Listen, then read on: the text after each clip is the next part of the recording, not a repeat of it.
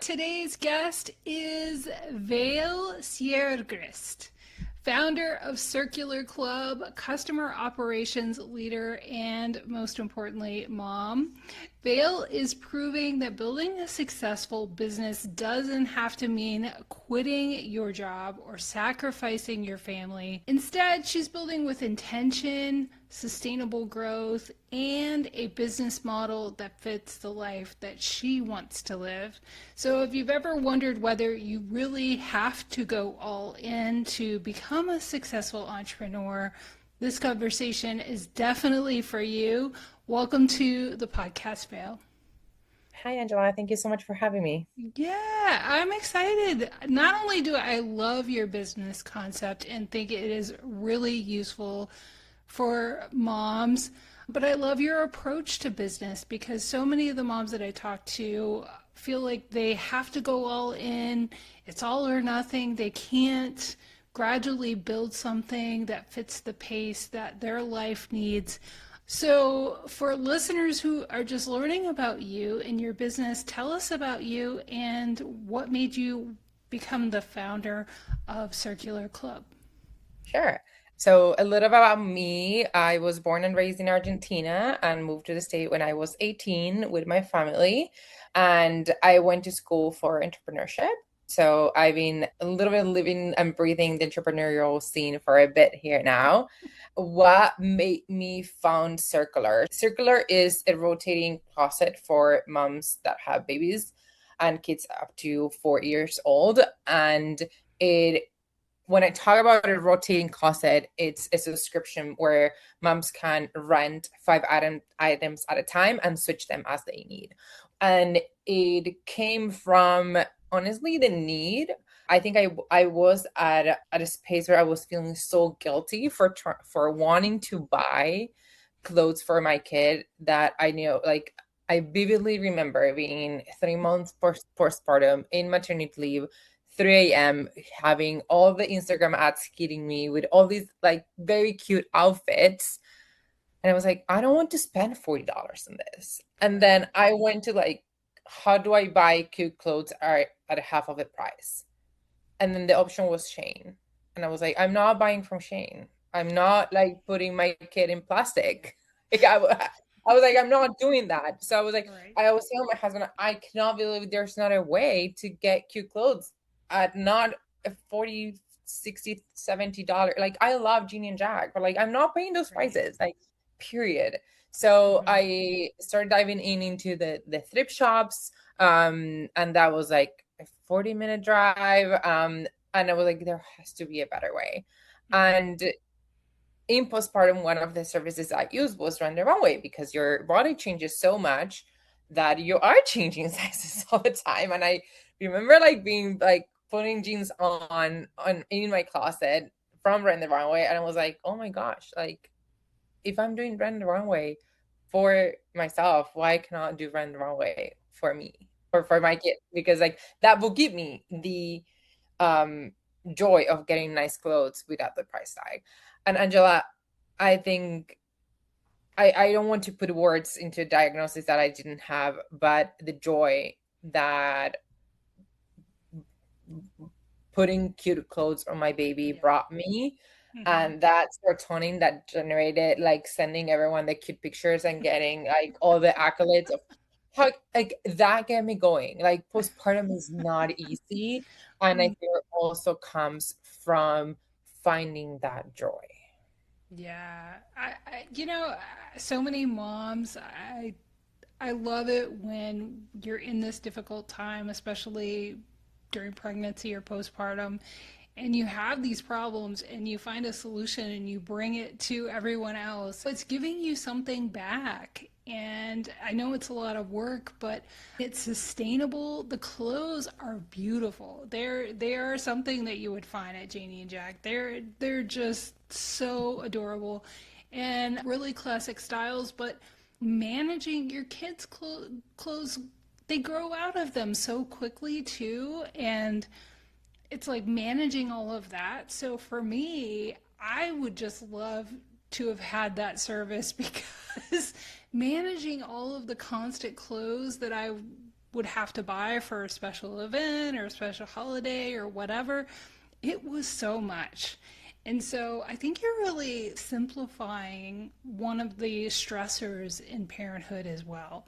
And they arrive at your door. There is a low monthly cost. In my opinion, I thought it was very reasonable. So I really love that. So, Thank you. yeah. And so, why do you think there's this whole idea that you have to go all in to start a business? First, why do you think that that message exists? And did you consider that that's what you had to do? I also been thinking about how supportive my 9 to 5 has been. And maybe it comes from a place that we don't think about. It's like maybe people don't like their 9 to 5 jobs, and Right. they find their entrepreneurial ventures as a way of that they don't like. And I've been blessed with incredible managers and incredible supportive workspace and workplace. I have the pleasure of working from home. So I think maybe my environment might be a little bit different, and maybe the need of someone to have to quit their 9 to 5 to build their own business is because they don't have a supportive environment and family like I do. I don't know, maybe that's a different angle. We can also talk about how everything we see in social media, and maybe like, you don't know, maybe like someone is telling you that they went all in, but maybe that's because like they lost their job, and that's there's part of their story that we are not listening. I think we also, I wonder how are the financials of Mhm. all these entrepreneurs that are going all in. And I decided to not go all in because I do have bills to pay and a job that is my livelihood. So I didn't have the autonomy or pleasure, or I couldn't put all my savings, and like I think I manage risk by Mhm. keeping my 9 to 5, and hopefully one day when Circular is able to pay me the salary that I'm making today, maybe I am able to take that leap. I think that the fact that it's possible to still manage starting something that really gives back to you, not only in being able to provide something for your children and help other people find the same joy that you do in finding quality clothes at a great price that they don't have to keep and manage and all those things, that you're getting something back for what you're putting in.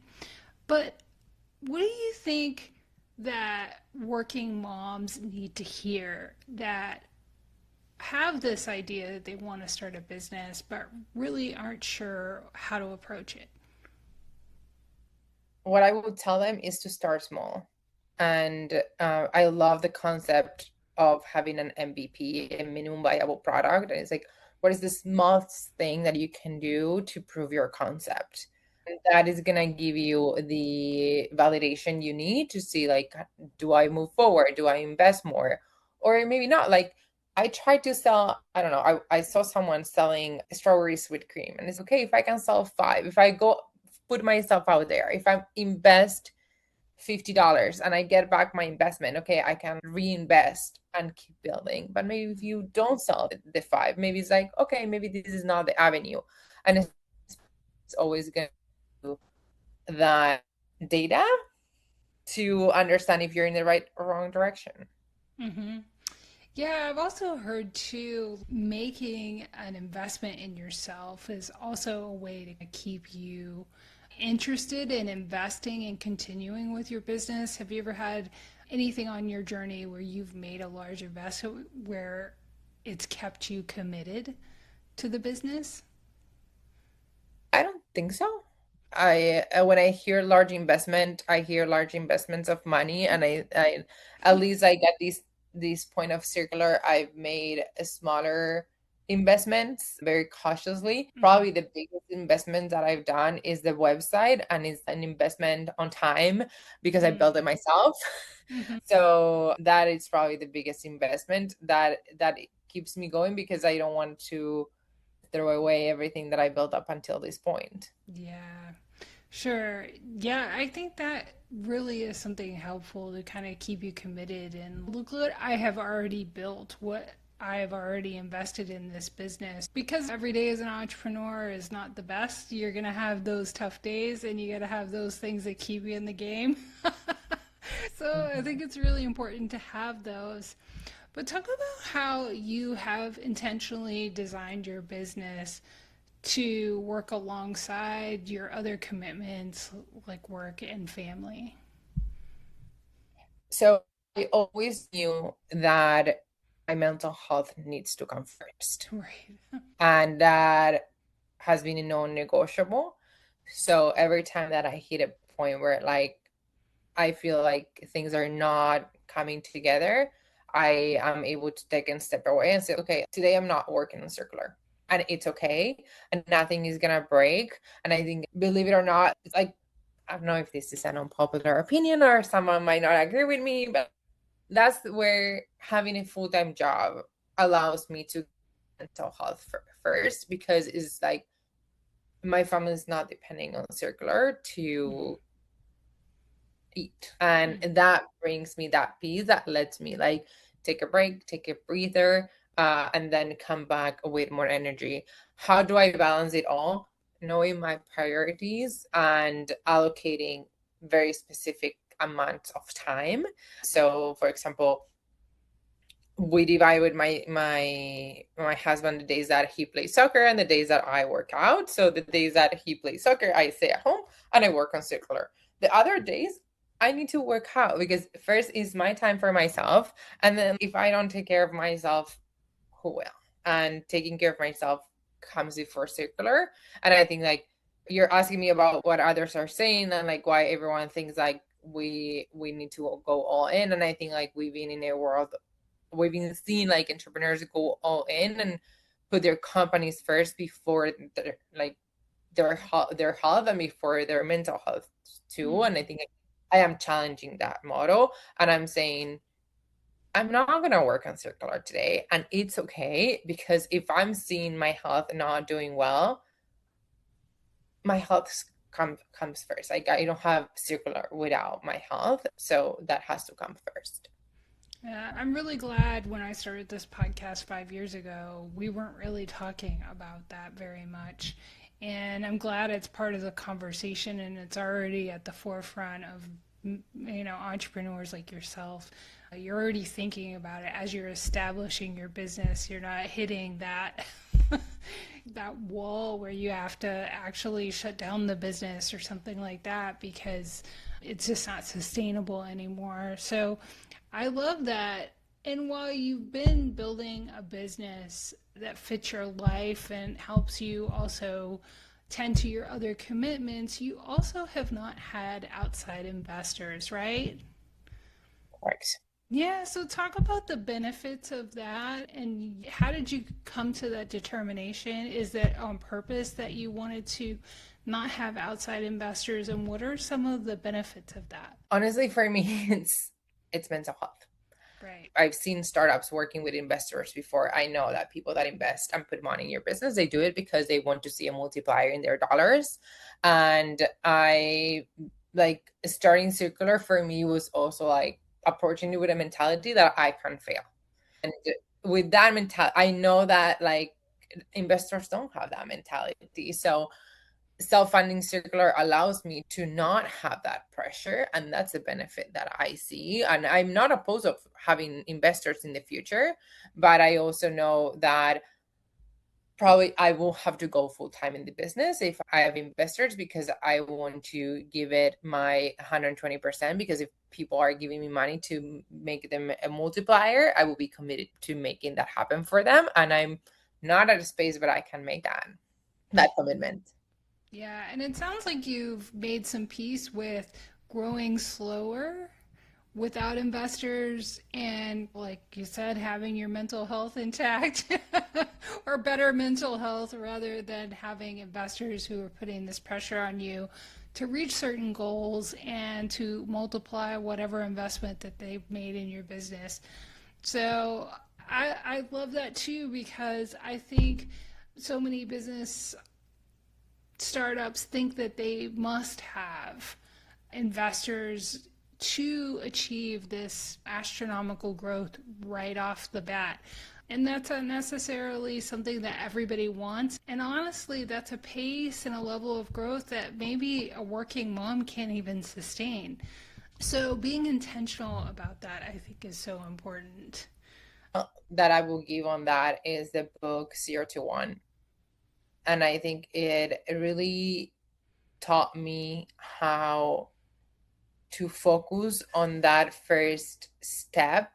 An investment can always come, but investment will have the biggest effect when you find sustainable growth and when you have a repeatable way of getting customers, because then you can put money into that repeatable engine and scale up. Before that, you're gambling a lot more with your monies, and I think that that's where most of the stress comes in. Yeah, and I've had guests on the podcast go on Shark Tank and not get seed money from that, and they were so glad that they hadn't, because then they didn't have to share their profits later on when the business grew. And yeah, it seems very tempting. It seems very glamorous to have a business where you have investors and you have that extra cushion, but it does come with a price. I think that's something to be really intentional about. So talk about how you prioritize your time. You did talk about how you are intentional about delegating certain days for you, and you like to work out, but are there any other ways that you're intentional about using your time as you juggle all of your responsibilities?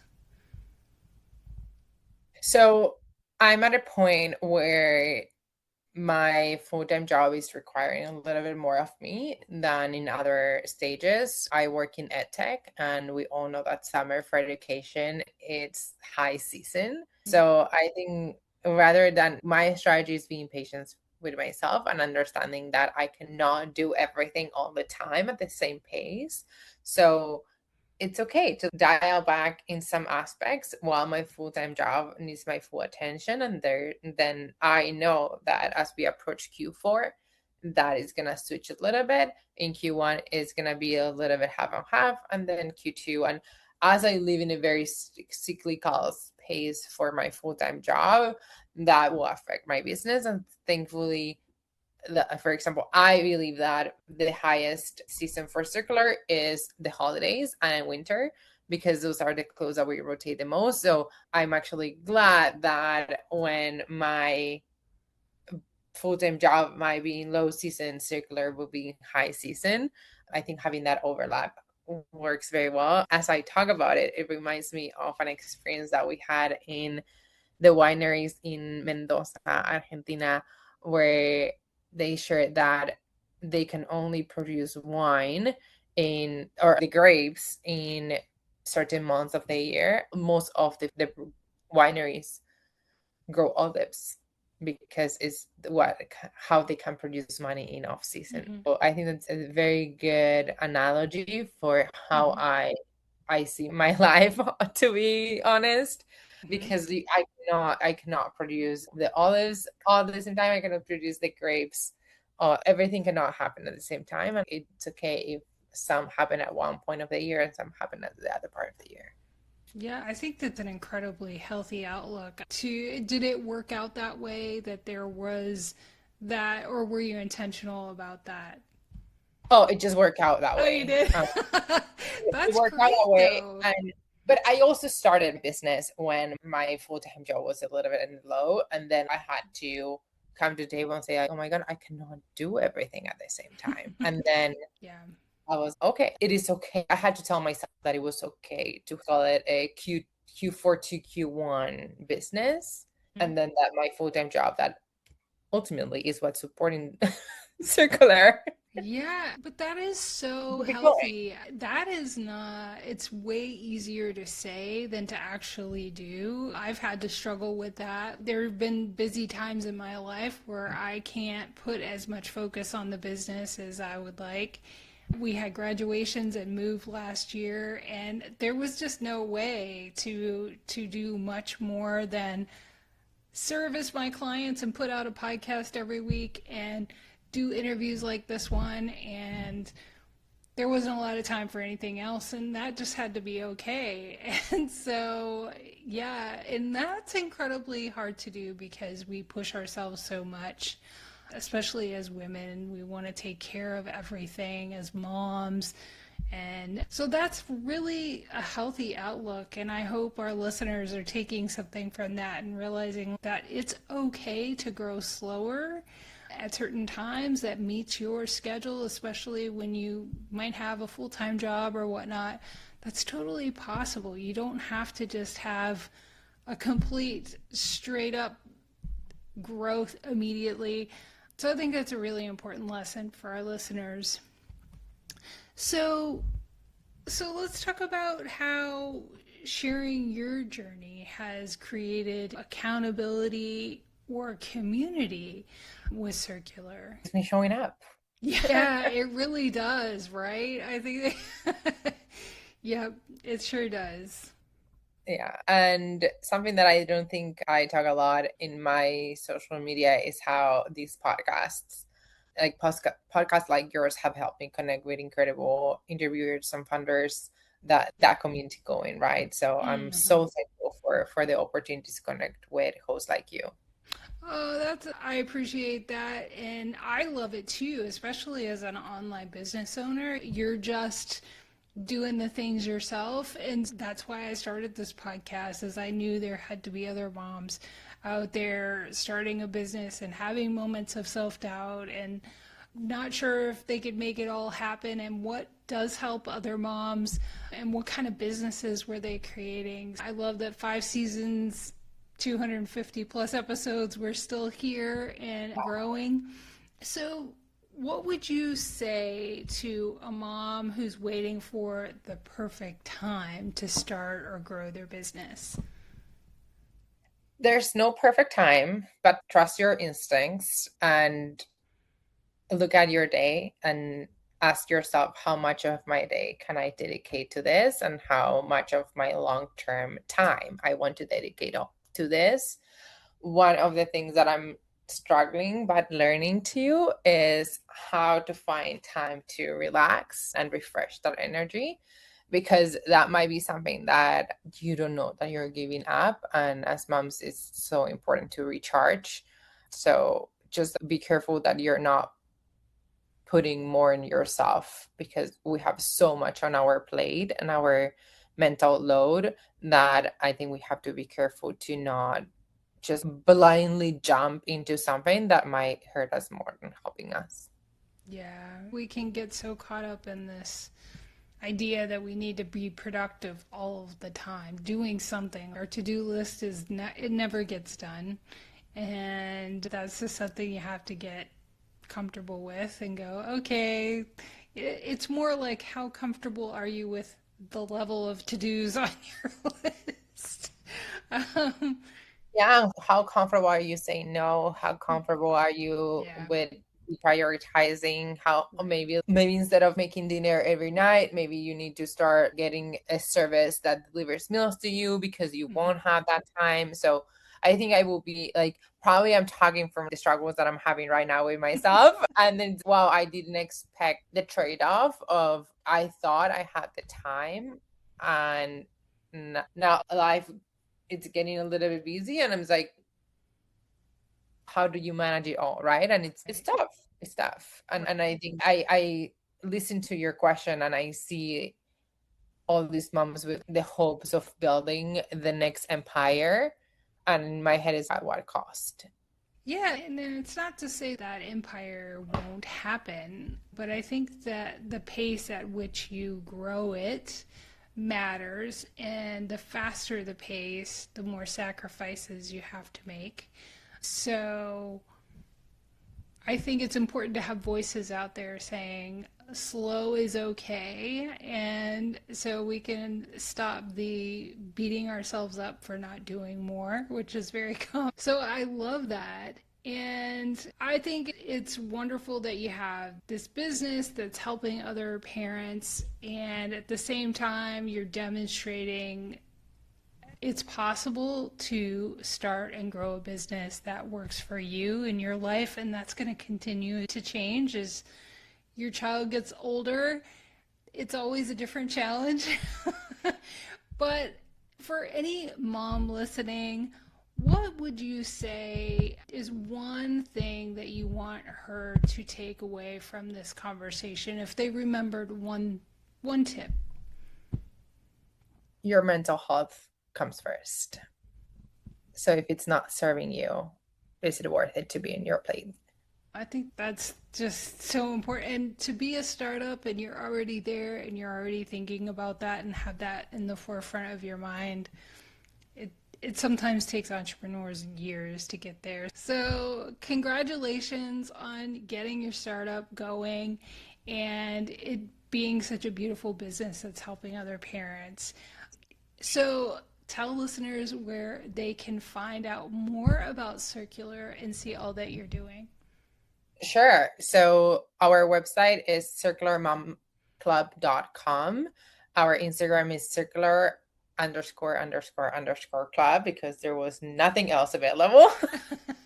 It's hard to start an Instagram these days. And I will love to provide your listeners with a 50% off on their first month of subscription. So if they want to message me on Instagram, I would love to provide that code for them. All right, awesome. I love that. They should definitely take advantage. And I saw you can even gift a month subscription to somebody else, which I think is brilliant. That would be such an amazing gift for somebody who has a child in the age of newborn to 4, you said? Yes. Okay, yeah, I think that that's brilliant. That's such an amazing gift. So even if you don't have young ones yourself, but you know somebody who does, that would make an excellent gift. So go give it a check out. And thanks so much for sharing your story and your business with us today, Vale. Absolutely. Thank you so much for having me, Angela. Yeah, my pleasure.